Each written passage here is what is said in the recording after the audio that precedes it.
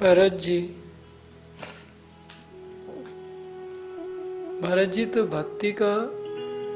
भक्ति ने शरीर धारण करके इस पृथ्वी पर उतरी। सारा राज्य भरत को दे दिया गया।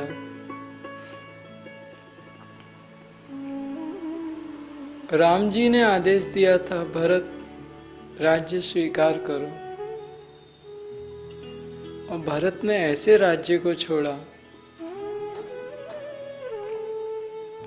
जैसे कोई सर्प किसी मनुष्य के शरीर पे आके कोई सर्प गिर जाए तो फट करके फेंक देता है, ऐसे फेंक दिया। राम जी ने 14 वर्ष वनवास जमीन पे लेटकर बिताए। भरत जमीन को खोद के भीतर लेटते थे। भरत जी कहते थे, हमारे राम जी पृथ्वी पे सोएंगे तो हम पृथ्वी के नीचे सोएंगे।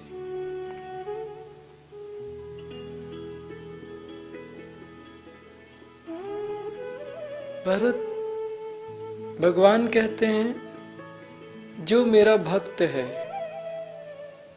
वो कभी इन साधनों में फंस के मुझे नहीं छोड़ सकता, मेरी तुलना इन साधनों से नहीं कर सकता। वो कभी इन साधनों में पड़ के मेरा तिरस्कार नहीं करता, मुझे त्यागता नहीं है। उसे कितने भी साधन मिल जाए वो छोड़ देता है, मुझे स्वीकार करता है।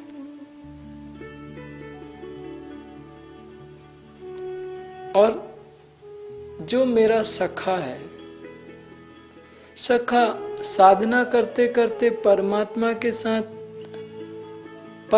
साधक धीरे धीरे एक अंता से एक सखा के जैसे हो जाता है। उनके प्रति फिर भावनाएं आती हैं। धारणा, ध्यान, धारणा, समाधि। धारणा में वो सख्य हो जाता है, एक मित्र हो जाता है। जैसे वो अपने अंदर परमात्मा से बातें करता है, परमात्मा में लीन रहता है। 24 घंटे उसके अंदर परमात्मा के विचार, अपना मंत्र पूरा उसमें डूब जाता है, शक्य हो जाता है। ऐसे समय भगवान उससे बातें करते हैं। स्वयं परमात्मा उसके अंदर जागृत होना शुरू हो जाता, प्रारंभ होता है, और भगवान भी उनसे बातें करते हैं। उसके अंतर में प्रकट होते हैं परमात्मा। धीरे धीरे पहले वाणी आती है, फिर अनुभूति आती है। ऐसे धीरे धीरे उसकी अनुभूति आनी शुरू हो जाती है। और जब तक भगवान इस व्यवस्था में प्रकट ना हो, तब तक साधक की साधना उठती भी नहीं है। साधक कितना भी प्रयास कर ले, भगवान अंतःकरण से प्रकट होकर उस साधक को मार्ग बताते हैं, रास्ता देते हैं।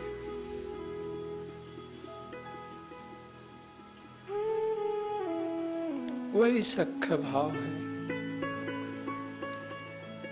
तू मेरा भक्त है, तू मेरा सखा है। इसलिए वही पुरातन योग आज मैंने तुझको कहा है। आज मैं तुझे फिर से कहता हूं। मैंने इससे पहले भी तुझको कहा है, लेकिन आज तू बिसर गया है, तू भूल गया है। इसके पहले भगवान कहते हैं कि एक स्थिति में आके वो पृथ्वी लोक पे वो योग लुप्त प्राय हो जाता है। मैं तुझे फिर से कहता हूँ। क्यों? क्योंकि आज तूने युद्ध करने के लिए तू युद्ध से विमुख हो रहा है, तू क्षत्रिय धर्म से विमुख हो रहा है। इसलिए तुझे कहता हूँ आज, क्योंकि यह बड़ा ही उत्तम रहस्य अथवा गुप्त रखने योग्य विषय है।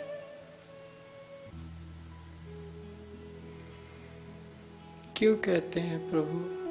क्योंकि वो भक्त है और सखा है, इसलिए कहते हैं। अध्याय 4 तीसरा श्लोक। अर्जुन उवाच अपरं भवतो जन्म परं जन्म विवस्वतः कथमेतद्विजानीयाम् त्वमादौ प्रोक्तवानिति।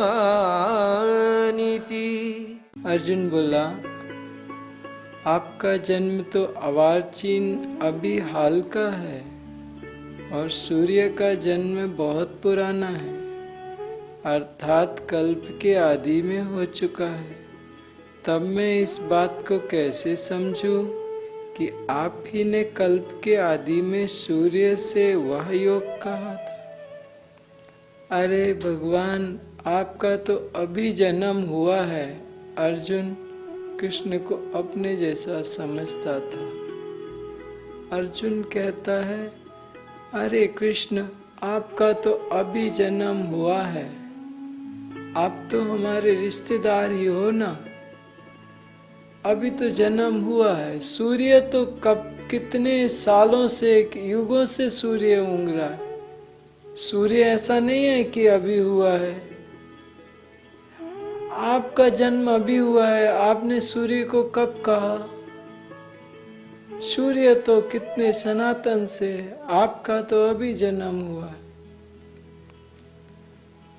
अर्थात कल्प के आदि में हो चुका है सूर्य का जन्म। तब मैं इस बात को कैसे समझूं कि आदि में सूर्य से ये योग कहा था।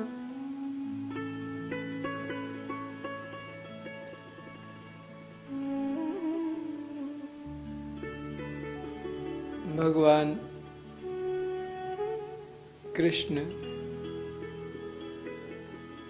बाद में आए, पहले राम आए। राम सूर्यवंशी हुए।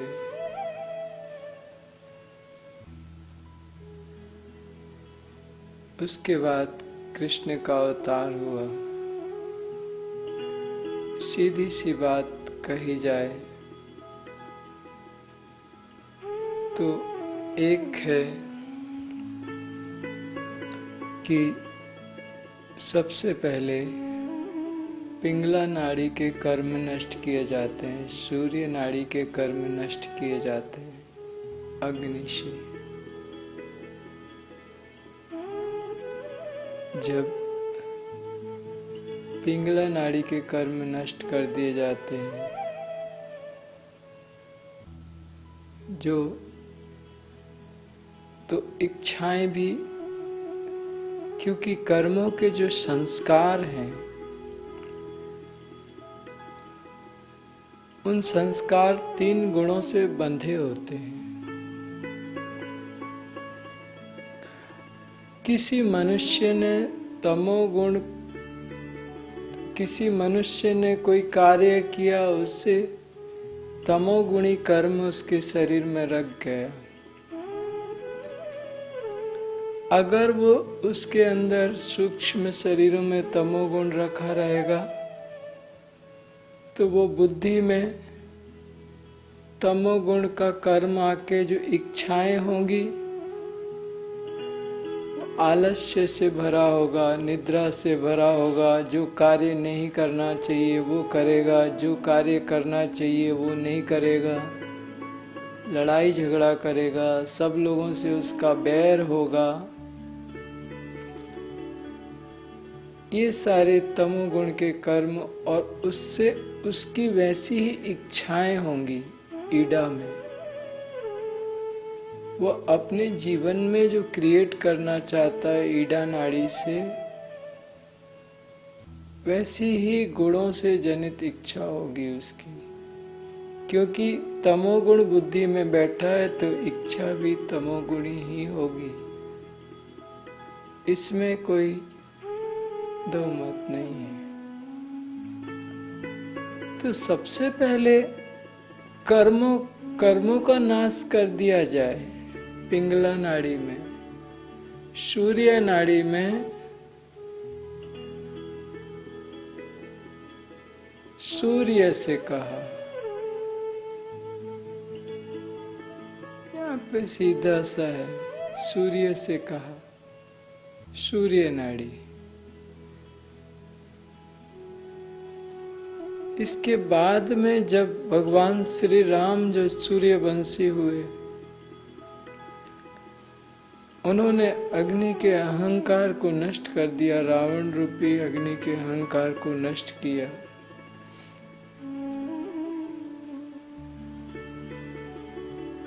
जब राम राज्य आ गया,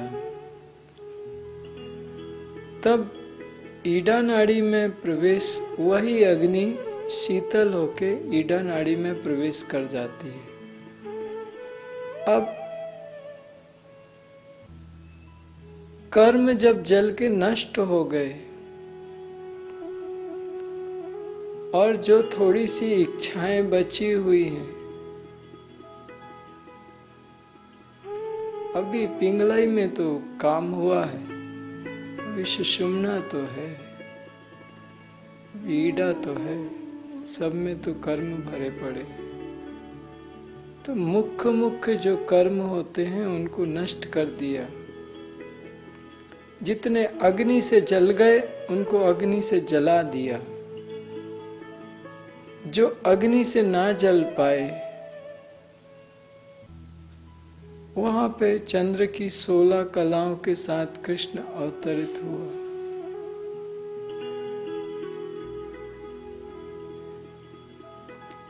और जो पिंगला नाड़ी की ऊर्जा थी, उस समय साधक का सारा अस्तित्व जैसे आग से जल गया,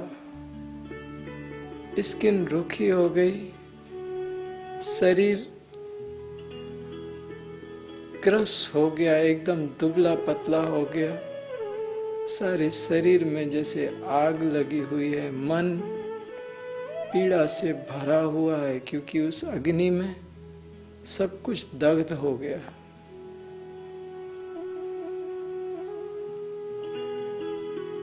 उस समय कृष्ण की 16 कलाएं अवतरित होती हैं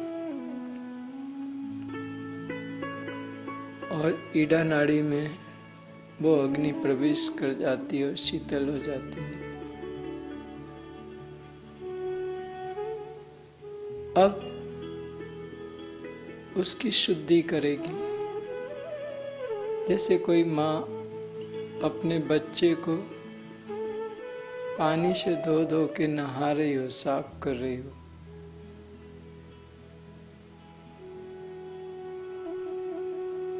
वो जल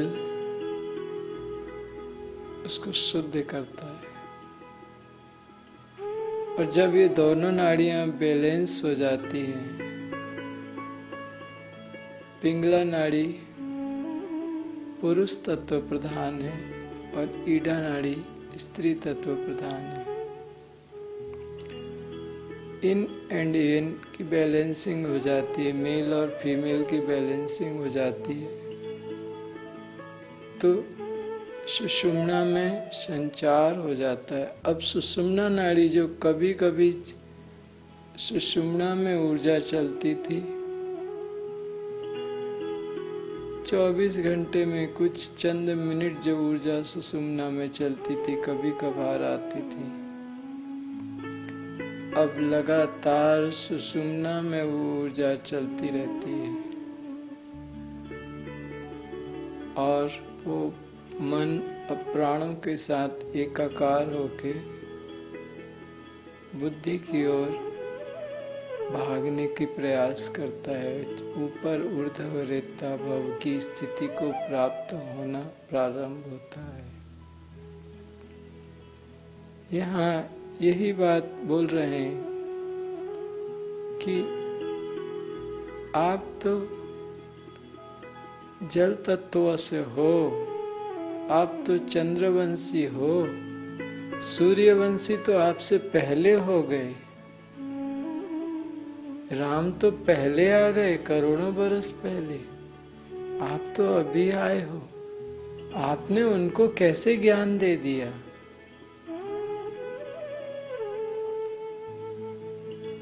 आप तो ईड़ा नाड़ी में चलने वाले हो।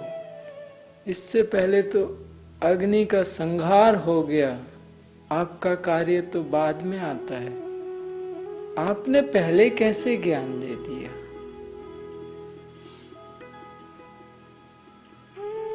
अर्जुन यहाँ भ्रमित है।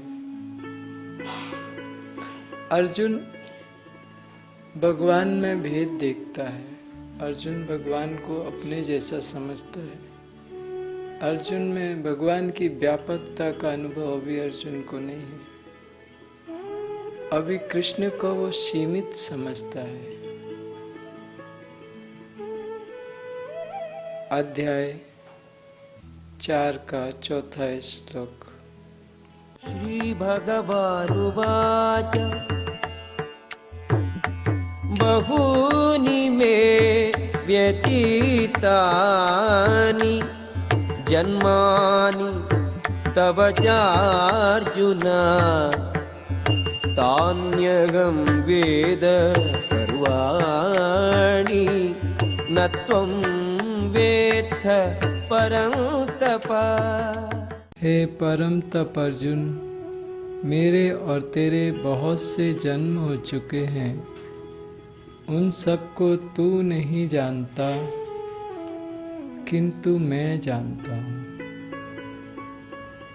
हे अर्जुन, ये यात्रा तेरी पहले जन्म की, एक ही जन्म की यात्रा नहीं है। एक ऐसा साधक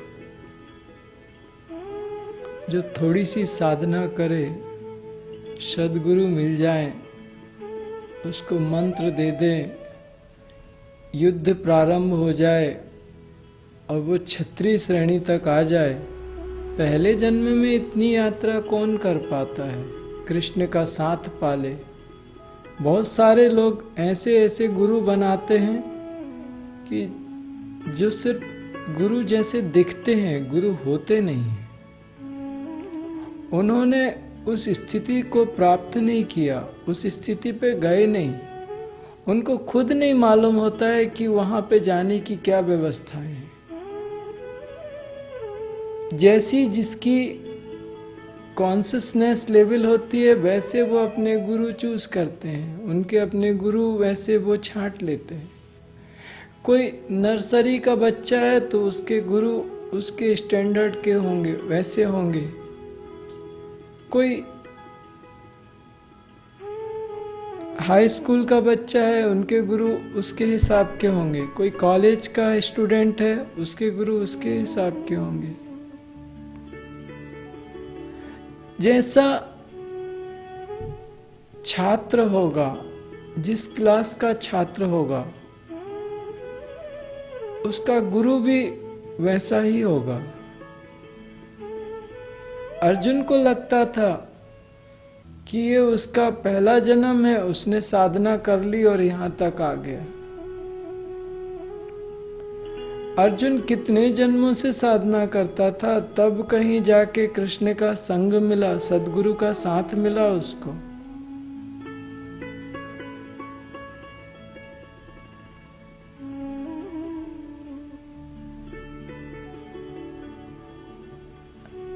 एक साधक कितने जन्मों तक साधना करता है? कृष्ण कहते हैं एक जन्म में उसको प्राप्ति हो भी नहीं सकती।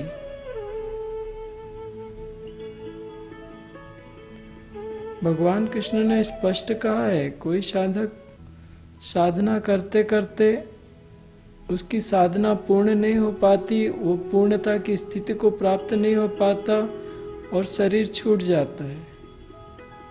दूसरे जन्म में वो किसी श्रेष्ठ कुल में जन्म लेता है और जहाँ पिछले जन्म में जहाँ से साधना छूटी वहाँ से प्रारंभ करता है। उसकी साधना का नाश नहीं होता। ऐसे कितने जन्म लिए होंगे अर्जुन ने? भगवान कृष्ण यही कह रहे हैं कि अर्जुन, तेरे भी बहुत सारे जन्म हो चुके हैं और मैंने भी कितनी बार अवतार लिया है।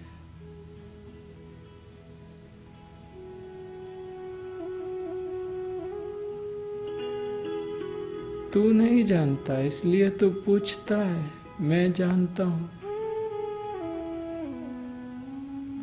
एक बार सद्गुरु दीक्षा दे दे तो मृत्यु के बाद भी वो जो मंत्र है वो पीछा नहीं छोड़ता। एक बार ब्रह्म में स्थित पुरुष मंत्र का बीज डाल दे किसी के अंदर तो बीज का नाश कभी नहीं हो सकता। वो बीज उस साधक को सिद्धत्व तक की स्थिति की यात्रा करा ही लेता है, चाहे कितने जन्म लग जाए। वो बीज कभी नष्ट नहीं हो सकता। वो एक बार बीज डाल दिया गया, उसका नाश कभी नहीं है।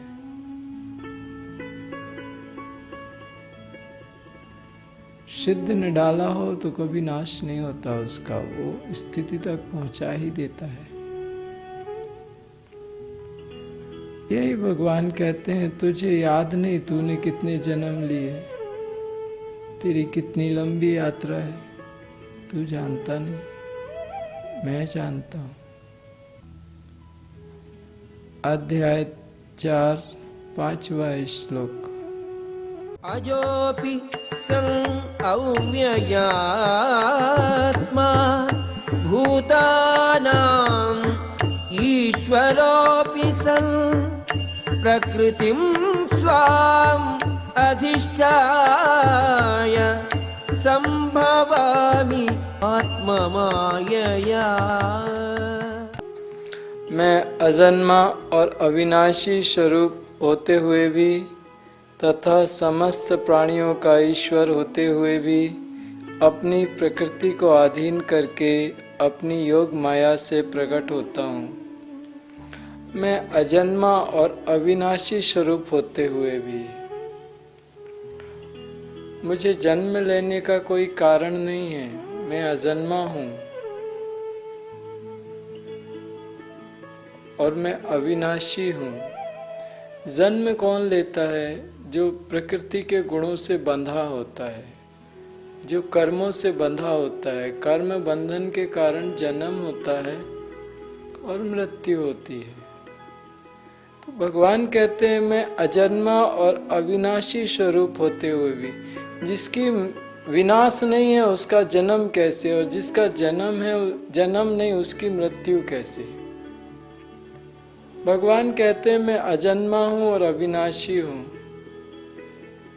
ये होते हुए भी, समस्त प्राणियों का ईश्वर होते हुए भी, मैं इस जगत का, चराचर जगत का स्वामी हूं। मुझे इस पृथ्वी पे जन्म लेने का कोई औचित्य नहीं है। मैं क्यों लूं? जो प्राणी कर्म करते हैं, कर्म के फलस्वरूप प्रारब्ध को प्राप्त होते हैं, और जो श्रेष्ठ कर्म करते हैं वो सतोगुण में जाते हैं, और जो साधना करके विकर्म की स्थिति में प्राप्त हो जाते हैं वो मुक्त हो जाते हैं। मेरे पीछे ना तो कर्म है ना गुण है। मैं तो गुणातीत हूँ, कालातीत हूँ, कर्मातीत हूँ। मेरा जन्म लेने का कोई कारण नहीं है।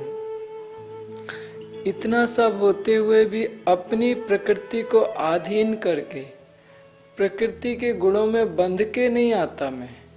मैं अपनी प्रकृति को अधीन करके अपनी योग माया से प्रकट होता हूं।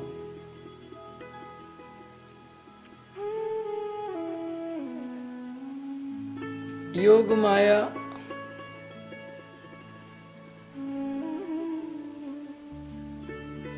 एक होती है, ये विद्या है, और एक होती है माया, वो अविद्या है। अविद्या में पढ़ के सारे जीव प्रकृति के वश में होते हैं, काल कवलित होते हैं, 3 गुणों से बंधे होते हैं। वही अविद्या है जिसमें सारे विकार होते हैं। भगवान कहते हैं, मैं योग माया से प्रकट होता हूँ। योग माया, जब भगवान प्रकट होते हैं, जब साधक के हृदय में परमात्मा का प्रागट्य होता है, उसके पहले योग माया का प्रागट्य होता है, उस विद्या का प्रागट्य होता है।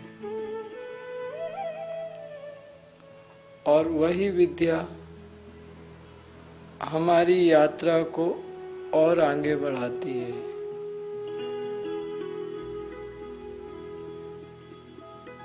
अविद्या में से अलग हो जाता है, विद्या बच जाती है। और वो विद्या जब प्रकट होती है साधक के अंतर में, तो साधक की साधना में एक श्रेष्ठता आती है।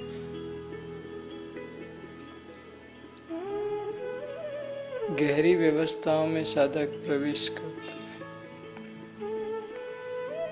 तो भगवान कहते हैं, अपनी योग माया से प्रकट होता हूँ। अध्याय 4 श्लोक 6।